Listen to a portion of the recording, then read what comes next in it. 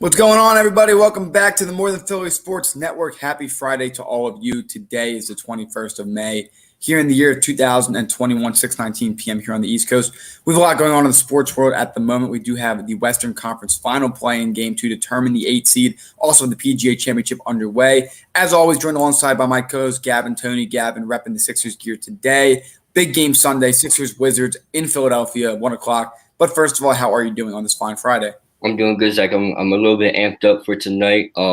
It's win or go home for my guy Steph Curry. We'll get into that a little bit later. But Zach, how you doing?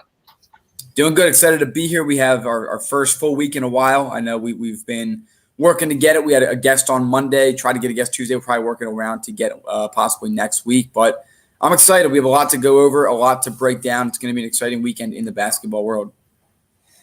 I'm ready for this weekend, Zach. This is my favorite. Well, a couple months ago it would have been my favorite time of year. But, Zach, it's the best time of year. There's only two times I get excited for playoffs, basketball and baseball. Why? Because we're watching the highest level of the game being played. Zach, and baseball pitching is really becoming alive. And, Zach, we know where playoff basketball stands. It didn't feel like it last year, I'll be honest with you. And I wasn't really happy about the outcome for both the Sixers, my Warriors, and how the championship, well, we already know how to win. But, Zach, I'm excited. How about you? Hey, we'll take a look at it. I do have a few comments. I know we spoke about this briefly the other day about the NBA play-in. There have been a lot of mixed emotions about it. LeBron James came out and commented, I don't care about LeBron's comments on this. It is not his place to speak about it. Of course, he's free to do it, but NBA players, when it comes to the game itself, those rules, those are things you should keep on the sideline, especially when your team is either in it or on the verge of being in it like LeBron's team was. The play-in tournament is completely and utterly unnecessary, even in a COVID-shortened season. Maybe last year it was kind of worthy. I think Damian Lillard kind of pushed to get it, and Adam Silver gave in to him. But this year, home games, actual stadiums, 72 games. Yes, regularly, 82 games. It's 10 less games. They shaved off a few interdivisional games. It's not a big deal, though. But the play-in tournament, it's cool as a fan. It can be fun to watch. But these games have not been. The Lakers-Warriors game was fun to watch. That was it. But the Eastern Conference, it was a joke. I get it. We want to see a young Charlotte team, but they weren't ready for this spotlight. It was trying way too broad. There's a reason they were the 10th seed. And the Pacers, with their veterans, they were able to beat them. That game was boring to watch. I would have rather watched paint dry. And what did the Pacers do next? They lose to the Wizards, who were the 8th seed from the get-go. The Celtics, who were able to take care of business and beat the Washington Wizards, have become the 7th seed, the Wizards, the 8th. Literally the exact same it was going into this play-in tournament. If the standings held as true as they were, 1 through 8, like every other season in the past, the Wizards would be the 8th seed, the Celtics would be the 7th seed. I could have told you that 4 days ago, instead of wasting an entire week of basketball, wasting an entire week of airtime, wasting an entire week just to be told what we already know. As a matter of fact, it's a waste of time. It is not the sharpest idea that the NBA has come up with. It makes sense that it could be fun, but now let's even talk about the Western Conference games. The Spurs, they had no business being in a play-in game. All right, they kept it kind of close early with Memphis, but Memphis ran away with it. And again, the Lakers-Warriors game, whatever, it was somewhat entertaining. I'd say it was a pretty instant classic to me. But what do you expect between two superstars in Steph Curry and LeBron James? With all that being said, tonight's not going to be any different. The Warriors will win tonight. They will beat Ja Morant. We can sit here and say it will be a fun matchup to watch, but let's be real here. You're telling me that Ja Morant and Steph Curry, give me Curry 9 times out of 10, if not 10 out of 10. Tonight should be a pretty good win for them. If the Warriors do win tonight, the 1 through 8 seeds on both sides will be identical to what they would have been if we just went into the playoffs from the jump. You have risk players' injuries that have earned the playoff spot. Think about that for a minute. In every year in the NBA up until last season, if you were a 7 or an 8 seed, you were guaranteed a playoff spot against the top 2 seeds in the NBA. You now have to beat teams that weren't worthy of being there, risking injury to your own team. What if Curry got hurt playing the Lakers the other night, even if the Warriors had won? You were already the 8 seed. I mean, if Ja Morant gets hurt, sure, you hate to see it, but you didn't deserve to be there. You are risking players' health for no reason. If they get hurt in the first round of the playoffs, I'm not going to say it's whatever, but it's better than doing it in a playing game, especially when you're one of the top seeds. All the higher seeds have won the games. I expect that to happen again tonight. There were no surprises, no upsets. I get it, Golden State and Los Angeles was the closest one, but it was utter unnecessary. I said this before, and I hold by it. And this play-in tournament shows it. If the NBA, in the rare instance you might be listening to us, if you are, how you doing? Yeah, not a good idea. Not necessary. It's a waste of time. It's a waste of one, arguably 2 games. Steph Curry already earned the 8 seed. Why does he got to prove it twice? It's pathetic. In my opinion, it's stupid. It's a waste of time. And it's not even that much money to make. Yeah, it's a few more games on TNT and ESPN, but what you going to do about it? 82-game season. My only ask, please do not do a play-in. It's stupid. It's a waste of time. And it's a high risk of health for all the players involved. Because if you've earned the playoffs, why should you be forced to prove it again against teams that have no place in being there in history? The 9 seed, the 10 seed have never had any business being there. That being said, I'll pull Gaven back in. Gaven, you had a chance to hear some of my thoughts on that. How about you? What are some of your thoughts? Well, Zach, I don't disagree with you. For those who may not know, I sat here numerous times to say I like to play in tournament only in the COVID season, Zach. I mean, we saw it, guys in and out the lineup. But here's the deal. My problem stands with why is a 10th seed involved in something that they don't deserve to be involved with. And let me go in deeper in that. You're 10 for a reason. You had 70 games to at least make yourself somewhat decent, Zach. Well, if you're the Hornets, who were the 10 seeds, Zach, we know the injuries costed them and they ultimately slipped out.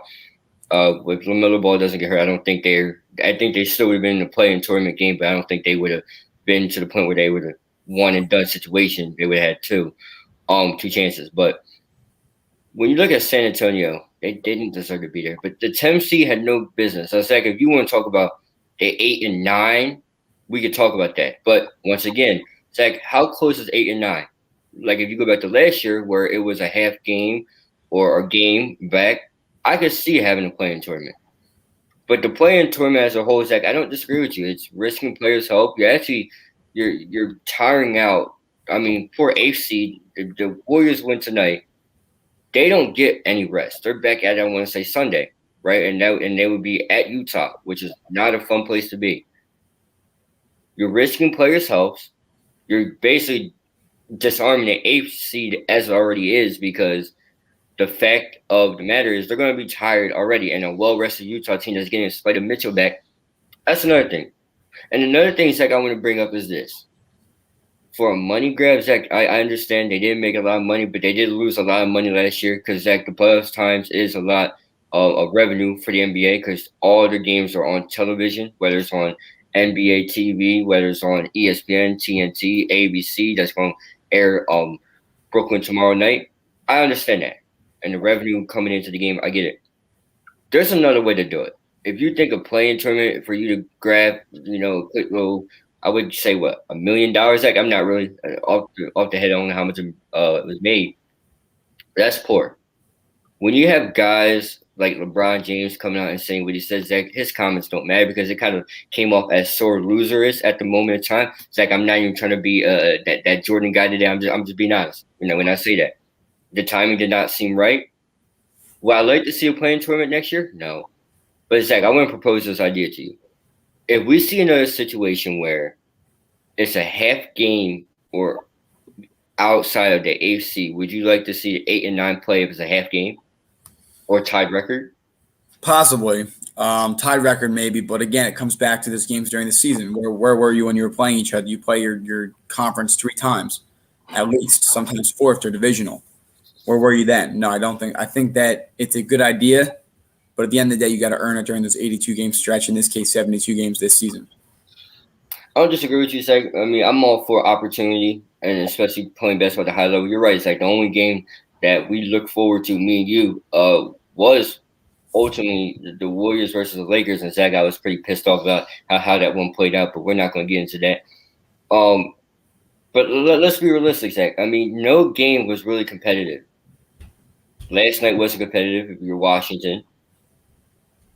Boston versus Washington looked kind of competitive at some point, then it kind of got carried away. The Hornets looked unexperienced, and they just never had a chance. The Grizzlies and Spurs, that was a good one, Zach. I mean, but no one cared to watch that one because we all knew John Morant was going to win anyway. So the matchups weren't even worth watching. But if you're talking about from a standpoint of making sure guys can't load manage at the end of the year, especially like the five seed, and then make them play, that's your problem. 5 and 6 seed, that's your problem. You have to find a way to make the game more competitive, or make the end of the season more competitive. Because let's be realistic. I didn't really watch basketball that much in recent years when it comes to the end of the season because I know everybody's locked in their places. Stars aren't going to play. You're just wasting your own time. But this year, it was a little different. There was stuff that was being played for us. Zach, I mean, we saw the Lakers are fighting day in and day out, not to be in the playing tournament. They ultimately made it. I don't know. Playing tournament to me is stupid. I agree with you, Zach. But if there's a tie record or a half game, I think the 8 and 9 should battle. But don't include 7. Don't include 7 and 10, because 7 deserve to be there, and 10 has no right being there. Absolutely, 7 and 10 was a really stupid idea, in my opinion. 8 and 9 possibly if they're within a half game. That's what the original proposal was earlier this season. But hey, regular season, 82 games. Go out there and prove it. That's how it works in every other sport. That's how it works in life. With that being said, coming up after this, let's preview it. Golden State Warriors, Memphis Grizzlies game in San Francisco tonight. Coming up a bitter loss against the Los Angeles Lakers in a game where arguably they should have won and looked like the better team. How will Golden State respond tonight in their game against John Morant and the young Memphis Grizzlies team? Stay tuned for predictions, picks, and more. We are now offering a new product on our Teespring. Wear a mask in public. We are now supporting a custom-designed mask with our logo on it. Purchase it today, and 10% goes to a foundation of our viewers' choice. It offers a full nose and mouth coverage, single-sided print, includes 2 2-inch elastic ear loops, non-medical grade product, and finally, $1 from every mask sale is donated to a nonprofit to feed children in need. Enjoy today's episode. All right, let's break it down. Gavin's Golden State Warriors, Steph Curry, Andrew Wiggins, and the crew take on John Morant, Dillon Brooks, Giannis Valanciunas, and the Memphis Grizzlies. Grizzlies look good so far. They look dangerous in their game against San Antonio. Again, not the best season for them. They had guys battling injury all year. But Gavin, I'll let you go first on this. What are your expectations for tonight for Golden State, and what will be the end result? Who will take that 8th seed and play the Utah Jazz? Well, Zach, if you remember in that third quarter in the Lakers game, the Warriors got really careless with the ball. I mean, Zach, they had, I want to say, 7 turnovers in the third quarter, and they only had, I want to say, 3 in the whole first half. Ended the game with 20 turnovers. That carelessness versus a young Grizzlies team who ranks 3rd in fast break points. You can't do that against John Morant and the crew because they are a fast-paced playing team. They're going to make the highlight plays. They're going to make the sports center plays, but you can't do that. Zach, another thing, too, is it can't be Curry versus all. Now, if you go to the box score versus the Lakers, yeah, Curry had 37 and Andrew Wiggins had 21. But outside of that, Jordan Poole had 10. Kent Bazemore had 10. Kevon Looney was 6, Anderson with 9, and Draymond Green played a whopping 41 minutes with 2 points. Look, you're gonna need help. The Grizzlies are gonna throw everybody they have at you. Jaren Jackson, Dillon Brooks, John Morant. They're gonna throw them all. It's how you respond. Zach, if Steph Curry has another night where he's dropping 37, because that's a lot to ask for guys that's running around shooting threes. He's playing 40 minutes. Like, by the time he gets to the playoffs for doing the way how he plays, Zach, and I know you watch how he plays, he runs around the whole time. He's not standing still. He's not a standing statue, football term. He's always in motion. But you're going to need more than just Andrew Wiggins' 21 points. Like, my key factor for tonight is Draymond Green. Okay, you got 8 assists, you got 8 rebounds, you got 8 assists, you got 9 rebounds, you got 3 steals, you got 3 blocks. That's cool. Did those steals turn into points? Did those blocks turn into points? Did those rebounds? I mean, like, though, you gotta actually score. If you're gonna play 40 minutes, you have to score. That's why Klay Thompson has missed so much, because Klay Thompson and Steph Curry do the same exact thing, but Klay can also drop 50 and 40 at the same time, and Curry can do the same thing. It's a one-man show out there, and that's why Steph Curry is in the MVP conversation. I mean, come on. You saw it. It's a one-man show. And you asked, what is the outcome tonight? I actually, if Curry has a night like he had against the Lakers, but no one else showed up and they take care of the ball poorly, like they did the other, I think the Grizzlies move on.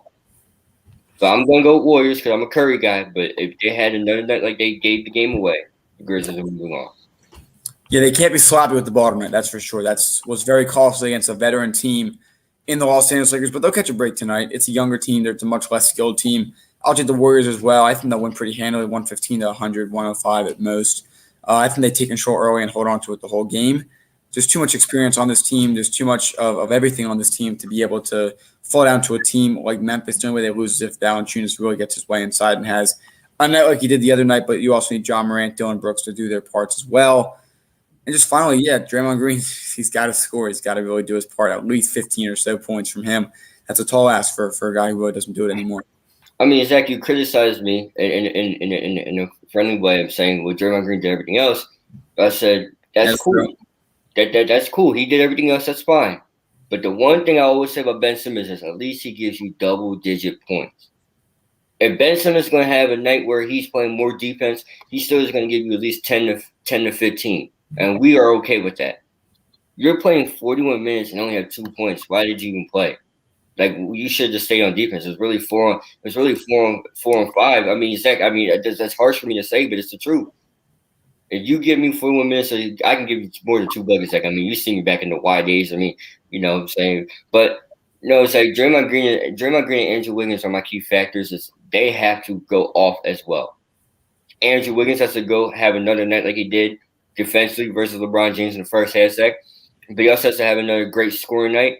And Zach, Draymond Green is going to be the key factor, the major key factor in scoring. We know he brings to the table defensively and being a point forward. They're one of the most underappreciated players in the game. I'll say that. But you have to score. And Zach, you can't put your team in a position where you're mouthing off to the ref. I mean, I said this before. Draymond Green is probably the most underappreciated player in that dynasty. But at some point, you do have to score, and this is the time of the year where it matters the most. He had 30-some points in that Game 7 that they lost so close, thanks to Kyrie's dagger and LeBron's block.